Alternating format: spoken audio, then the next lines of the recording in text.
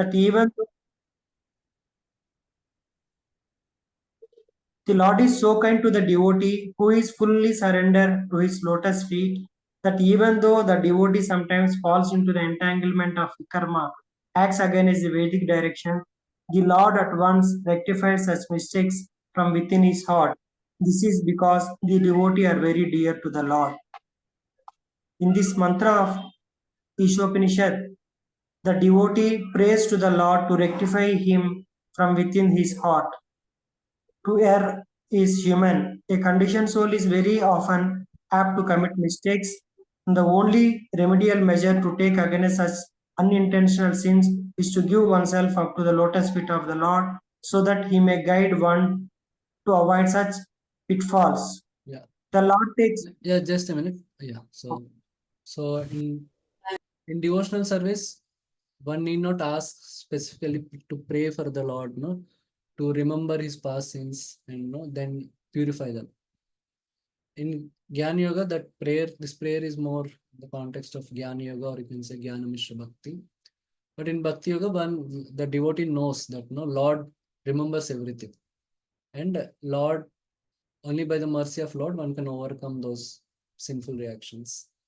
So, so one will not make a prayer like that in Shuddha Bhakti.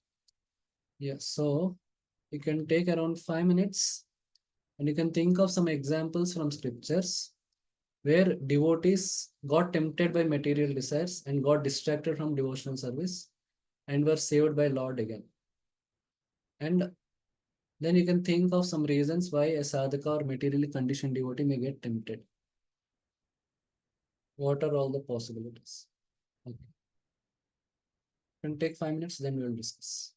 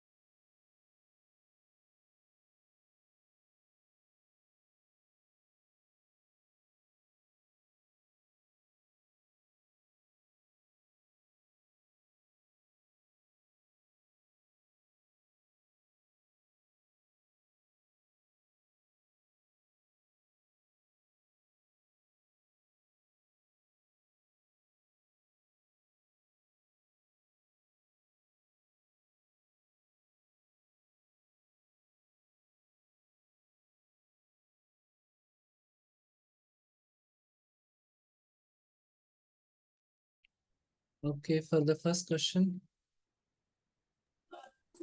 examples. Krishna Prabhu. Yeah, just a minute. Okay, Anish Prabhu. When Chaitanya Mahaprabhu went for South India Yatra, his servant, personal servant, he had gone somewhere, like he went astray with some people. So Chaitanya Mahaprabhu had to save him. Yes, yes. Okay, Kala Krishna Das. Yes, okay. Yes, Rajpat Gopinath Prabhu. First, yeah, Ishvara was told. I'll say Sugriva in Okay, Ramayana. yes, yes. Very nice Indra example. also. Indra. Thank you. No. Yes. Jiva Jagatap Mataji. Rajit Dhruv Maharaj. Dhruv Maharaj. Yes, you can say. Okay. Radhika Gopika Mataji. Prabhuji, Bharat Maharaj. Okay. Yeah. Jada Bharat. Yes. Okay. Balraj Prabhu. Prabhu ji Brahma ji Brahma Mohan Acha, acha. Okay, okay. Yes, yes. Thank you. Yes, nice examples. Okay, now someone else. Okay, Ashish Prabhu. Narad Ji when he wanted to marry Mohini.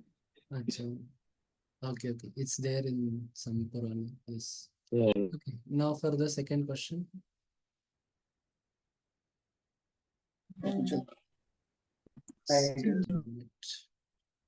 Yes, Rajpati Gopinath Prabhu. Yes.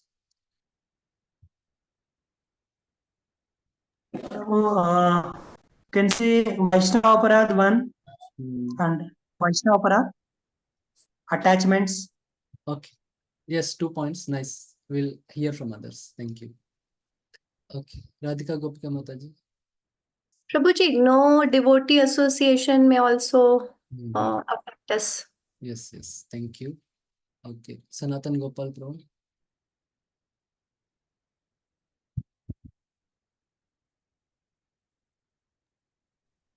Lack of Okay. Okay. Yes, yes. Okay, nice points. Thank you. Yes, Ashish Prabhu. Prabhu, it's ignorance that they do not read scripture and that's why they don't get full faith. Yes, yes, yes. So these are the things because of which one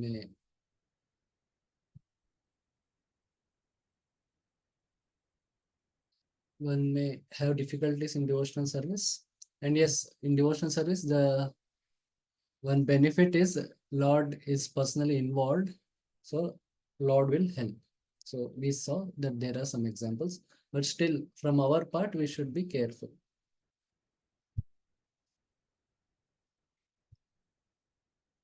Yes, Prabhu, you can continue. The Lord takes. The Lord takes charge of fully surrendered souls. Thus, all problems are solved simply by surrendering oneself unto the Lord and acting in terms of His directions. Such directions are given to the sincere devotee in two ways.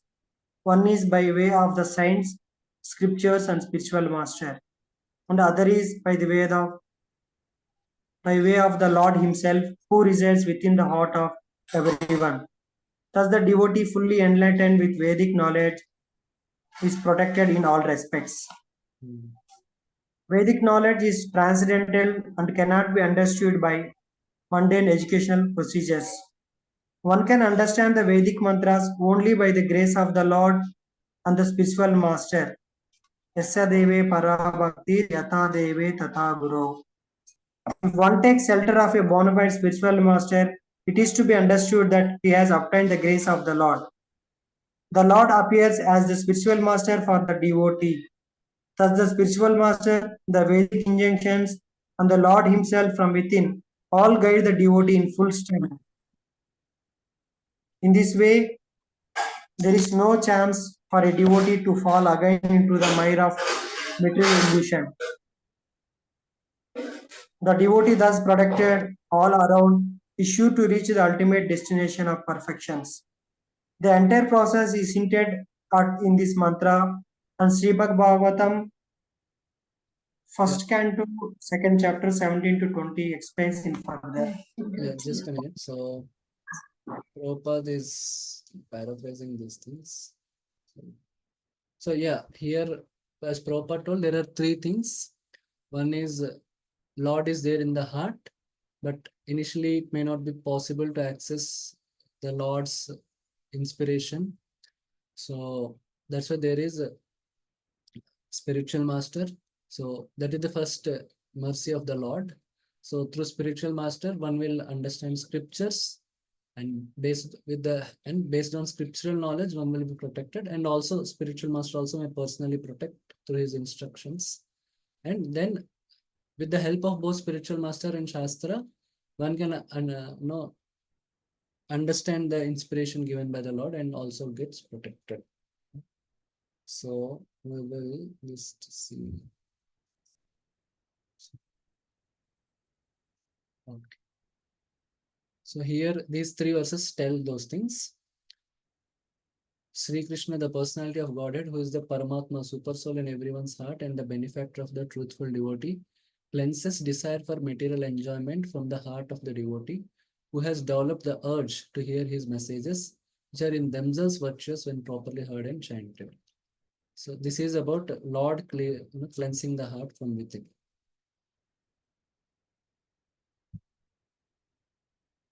Now, with the help of Shastra, how one will get cleansed.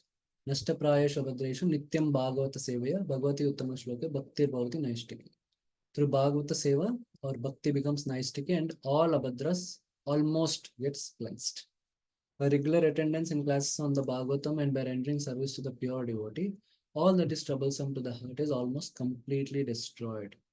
And loving service unto the personality of Godhead, who is praised with transcendental songs, is established as an irrevocable fact.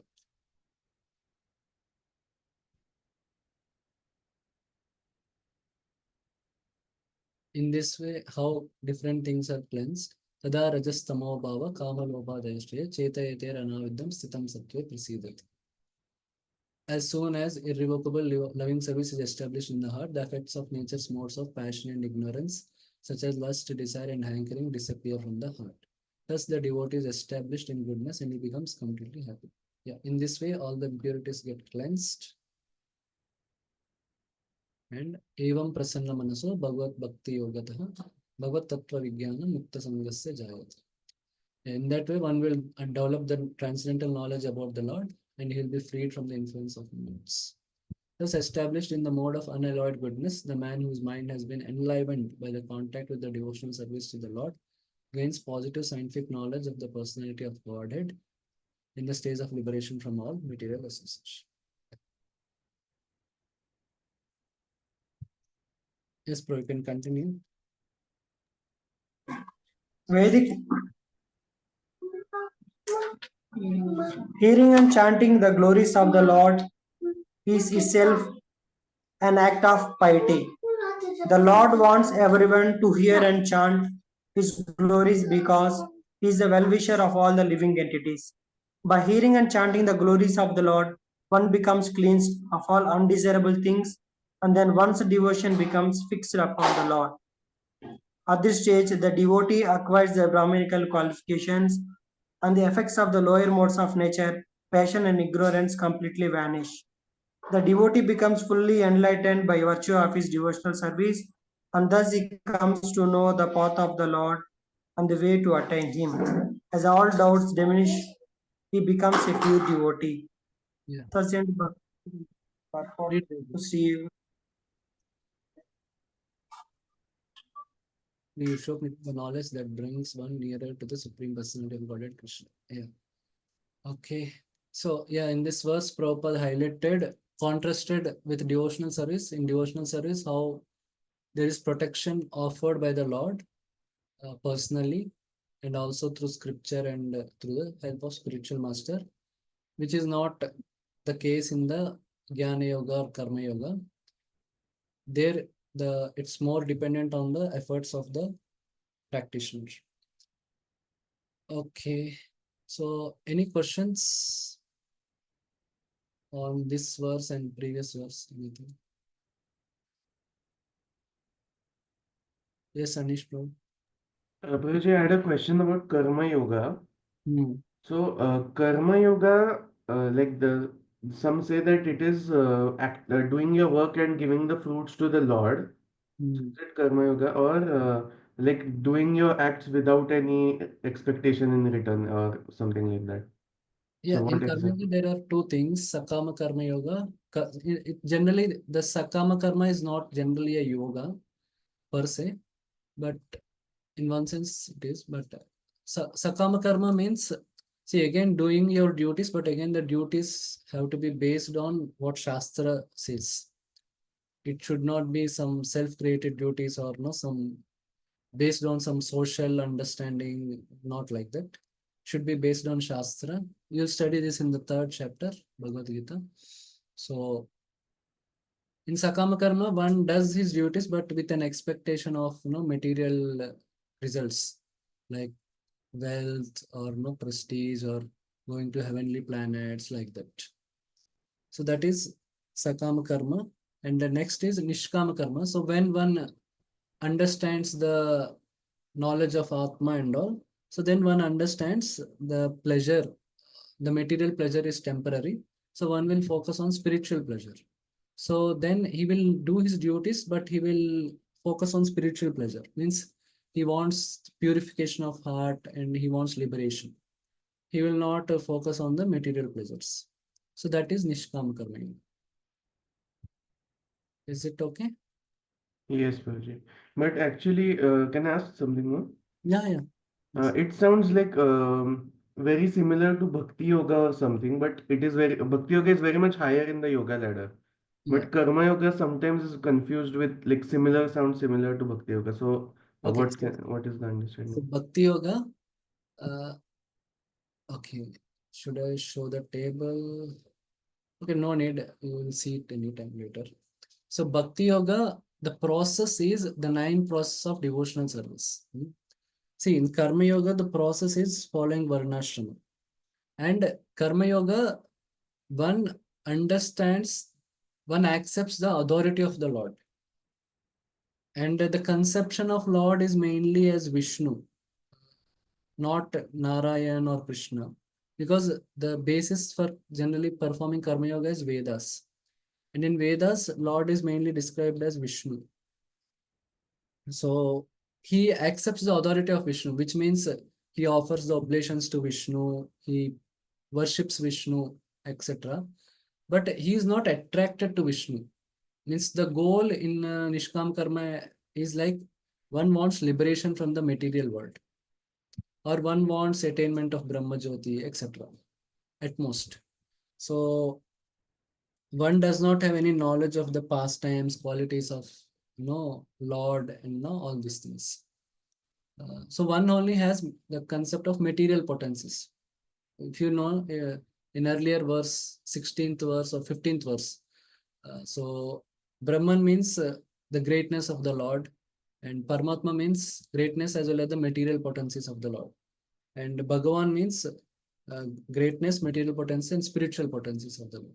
So in Karma Yoga, mainly the conception of God is, he is the uh, creator and maintainer of this material world, like that, and only he can grant liberation. So that's why the person, the practitioner worships. So there is no attraction, and the goal is not Lord so much. They accept the authority of the Lord. But in Bhakti Yoga, the devotee is attracted to the Lord. He does not just accept that no Lord exists. And his goal is also he does not want any liberation or something from the Lord. He wants to develop love of God. And the Bhakti Yoga, the main process is the 9 process of devotional service. Varnashram is not there, but a devotee may follow Varnashram as long as he identifies with his body and he's not freed from the conception, identification with the body. He may perform his Varnashrama duties. So that is okay. But the main process is the 9 process of devotional service. Is it now clear?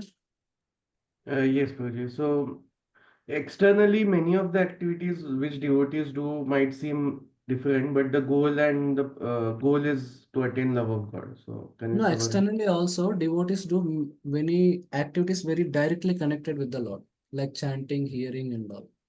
But a karma yogi, a traditional karma yogi, which is not so much possible in Kali Yuga, or which are not so much there also in Kali Yuga, what they do, they mainly do yajnas, or they do worship.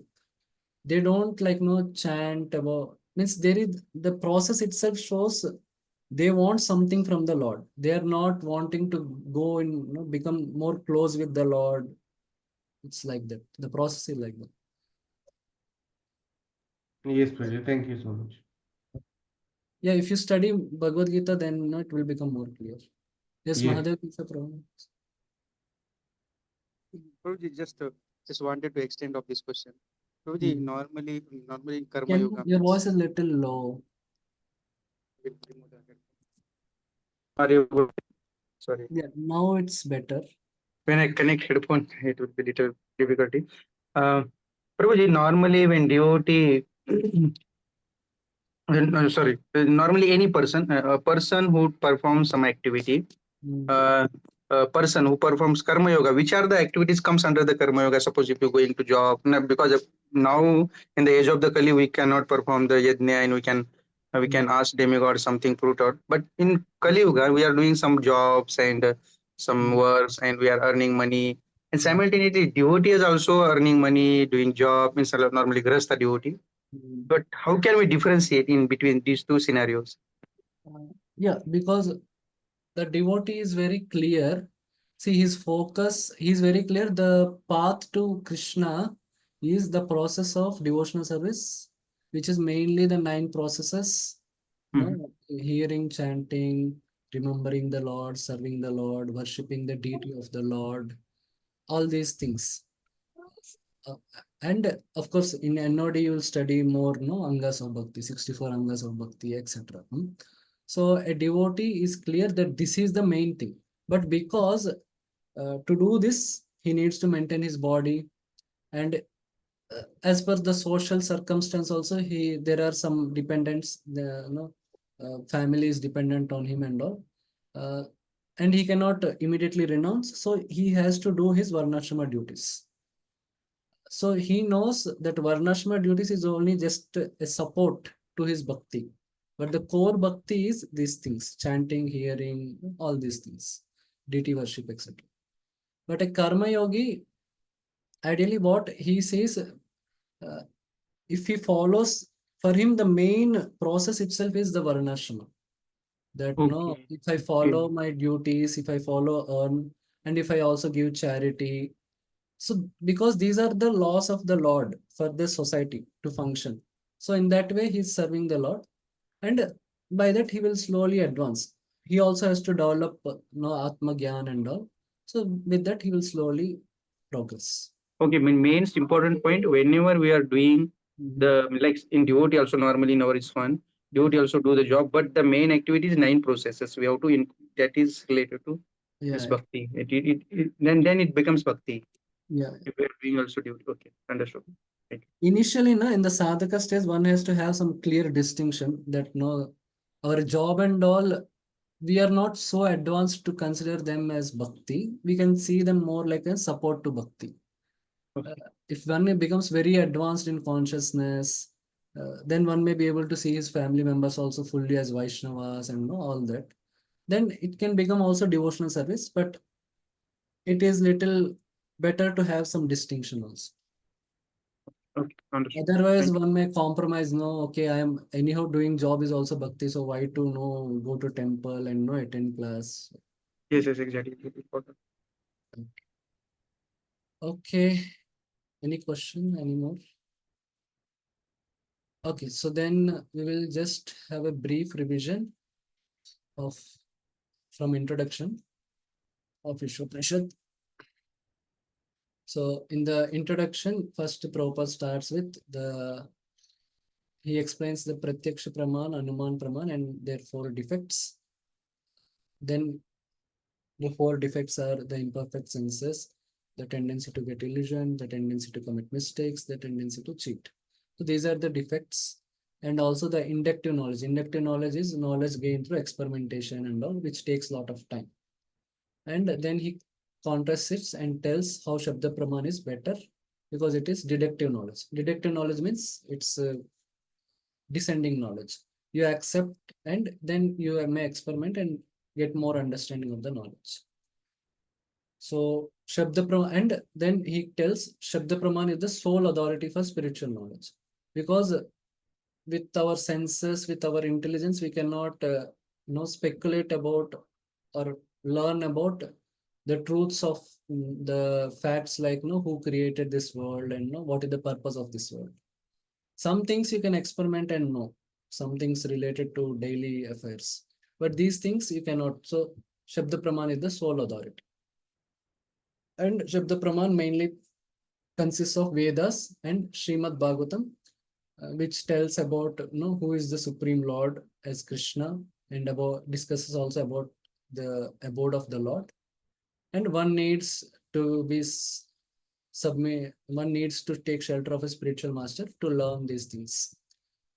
And then Prabhupada says how Ishopanishad is part of Shukla Yajurveda, which is also called as Vajasneya Samhita.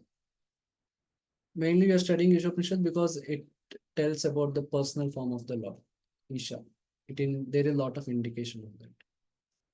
Okay, coming to the invocation verse. So Purnamada means refers to that Lord is complete. Lord is complete with 6 opulences. He has all potencies. He's omnipresent. He's omniscient. He knows everything. He's everywhere, and he's all merciful. In that way, Lord is complete. Then Purnamidam means the material world is complete. Lord provides all the needs and facility to go to spiritual world in the material world. So material world, if you know the material purpose is to help a living being to go to spiritual world, then you can understand that the material world is complete. Otherwise, one may complain that material world cannot make, it has shortage of luxuries, it has shortage of money, all that.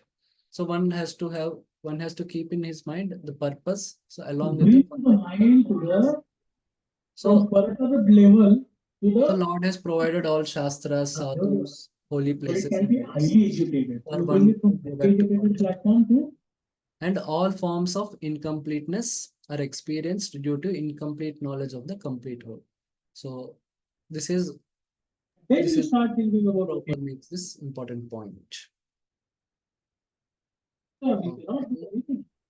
Now We coming will to not be the able to practice and pick up Krishna. first verse. So point to conclude everything both the question about Varnashram. Does it answer your question that Varnashram, first of all, why Varnashram is not rejected here? That is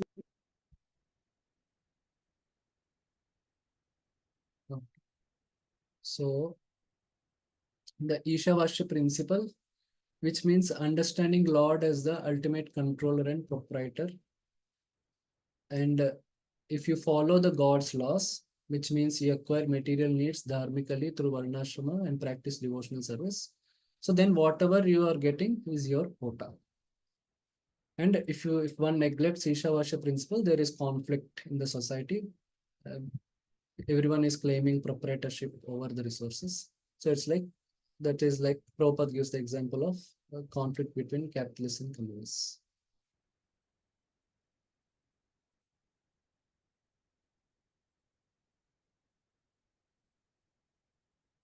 So then in the second verse, describes about 3 types of action. Karma. Karma is following the following the God's laws. Vikarma is acting against the God's laws, and akarma is practicing the spiritual life, which does not create any karma. It will also include devotional service. So akarma means no material bondage. So that's why performing akarma, one can live for long time. So that is what the verse says. And the third verse says, if one does not perform karma, one will go to the lower planets. Like no Ishavasya principle is followed, then it leads to vikarma, then degradation and hellish existence.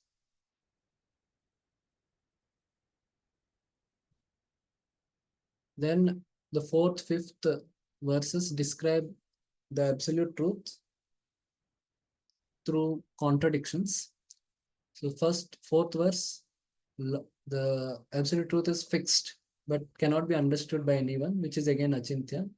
Generally, something is fixed, you can easily understand, but that is the achintya, inconceivability of Lord, because Lord is spiritual.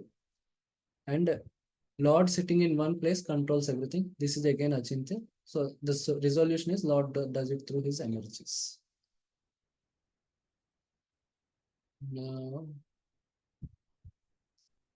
in the next verse, fifth verse, so Lord walks and does not walk. Again, it is achintya shakti. Lord is very far but very near. So it is resolved as Lord is present as Paramatma, and Lord can also appear as deity form. Prabhupada gives example of Prahlad Maharaj pastime, etc. And also Lord is outside of everything, but also Lord is inside. Again, Lord is present as Paramatma. That is how it is resolved. Again, these are contradictions because this is typical of Upanishads. Next in the sixth, seventh, it's a means of worship of Lord is described. Again, this is typical of Upanishads because this is their sadhana of analyzing everything around. So one of the thing is seeing everything in Lord and Lord in everything. So that is one of the sadhana prescribed.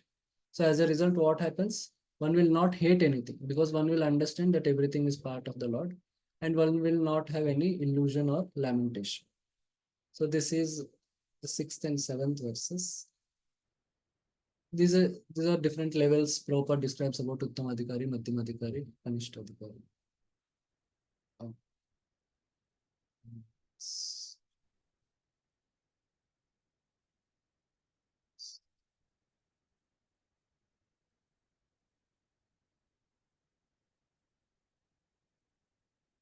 So now the qualities of absolute truth, eighth verse describes that. Akayam Ashna Veeram Avrunam means Lord is unembodied. Lord has a spiritual body. Ashna Veeram, Lord does not have any veins. Avrunam, Lord does not commit any sin. Yeah. And Lord is Shuddham, Lord is pure, Apapaviddham, sin cannot touch Lord, and is also greatest Kavi and Pari. Yeah, this eighth verse will help in the OPA question. Then there are two more series of verses. The first series is about the Vidya. So wrong knowledge, first ninth verse describes about two types of wrong knowledge. Wrong knowledge, two types. First is the knowledge of sense gratification, which will lead one to sin and hell, which is again tamo. And wrong knowledge in the guise of education. So Prabhupada compares it with Manina Bhushita Sarpaha. It's like a snake decorated with a jewel. So, but still the snake is equally poisonous. So science is indirect materialism and is also anti-spiritual. So that is one form. Then another form is Vedavada Rathas, which is demigod worship, which says the demigod worship is the ultimate message of Vedas, and one can just do demigod worship and can attain heavenly planets. That is another thing. And third is Maya Apaharita Jnanaha, which is the Mayavad philosophy and New Age philosophies, which give some hodgepodge philosophies, or say you can do anything like Manav Seva, Madhav Seva, etc.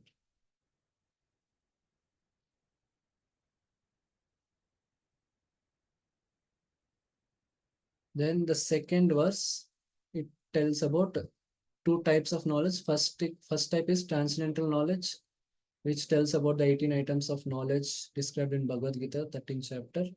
So the destination will be spiritual world, above tamas, above the material world. And the second is avidya. Avidya is the modern education and the knowledge about demigod worship, etc. So that keeps one in the material world. Material world is dark because there is no self-effulgence. Means it needs external source of illumination like sun. So that's why material world is called a tamas. And this knowledge, that transcendental knowledge, has to be learned from a dhira, one who is sense controlled through hearing.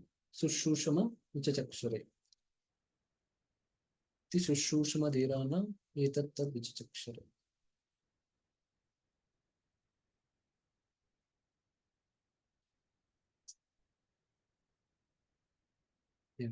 So then the third 11th verse, it describes about the balance between material knowledge and spiritual knowledge.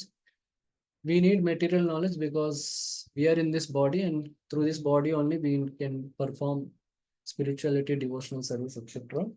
So that's why knowledge about our dharma duty is needed.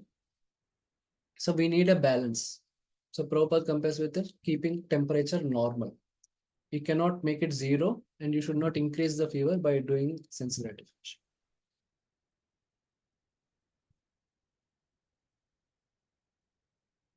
Then there are three more verses, series of 3 verses about religion, Sambhuti and Asambhuti. Sambhuti refers to the demigod worship. Asambhuti refers to the worship of the absolute truth. So the two wrong forms is, one is demigod worship, ignoring the Supreme Lord. That will take one to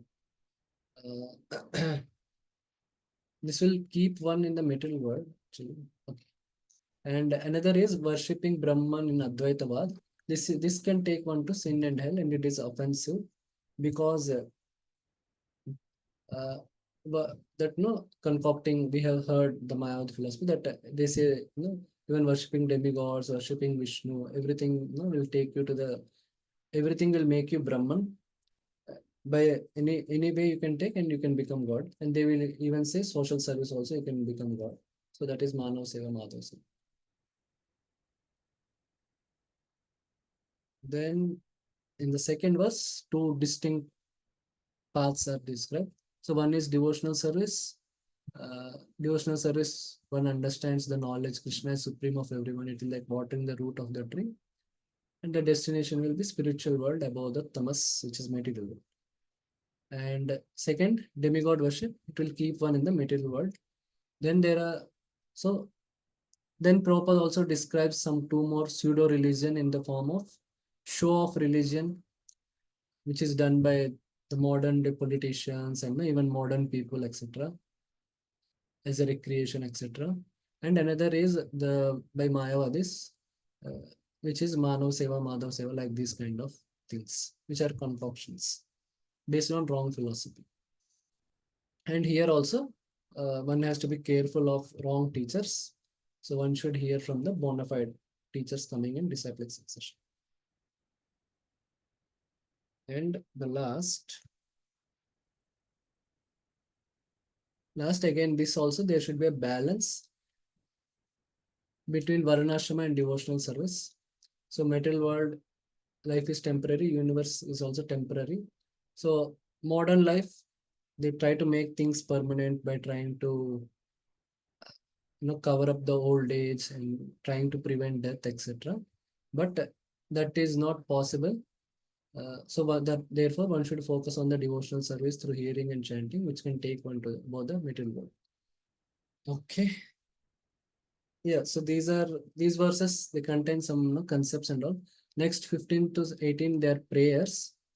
So first two, they talk about the first 15th prayer, it indicates about the face of the Lord. So personally, they both imply the personal form of the Lord. And the second one, 16th, talks about the auspicious form of the Lord. So both indicate the personal. We also studied in the purport about Brahman, Paramatma, and Bhagavan, the differences, etc. And 17th, 18th, again, it is at the time of death, one is praying to the Lord. Again, this is more contaminated by Jnana. So Prabhupada contrasts with the pure devotional perspective. Okay, so we are done. Okay, so if it is again a good opportunity for me to it helped me in enhancing my understanding of Ishopanishads. And you also shared very nice points in the discussions. So thank you very much. Okay, so all the best for your shloka recitation, CBA and OBA. Okay. Thank you so much, Rukmini Vallabh, for giving us guidance and enlightening us about Ishopanishad. Hare Krishna. Thank you so much, Prabhuji. Thank you. Thank you so much. Please pray for us. Thank you, Prabhuji. Thank you so much, Prabhuji. उसके अंदर Thank you, Prabhuji. देखो मेरे को मुझे